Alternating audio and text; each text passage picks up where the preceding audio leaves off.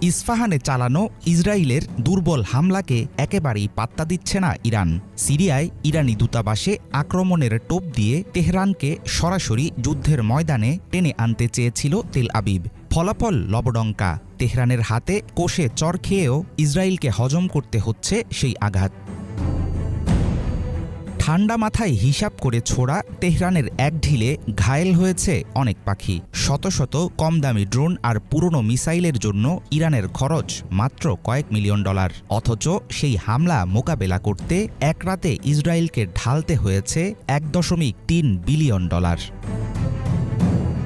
গত কয়েক বছর ধরে পশ্চিমা মিডিয়াগুলোর ছড়ানো প্রোপাগান্ডায় মনে হয়েছে ইসরায়েল যেন মহাশক্তিধর কোনো দেশ। চতুর্দিকে তারা দিয়েছে যুদ্ধ চালানোর মহড়া। ইরানের পক্ষ থেকে সত্যিকার আঘাতের সময় দেখা গেল কিছুই করতে পারে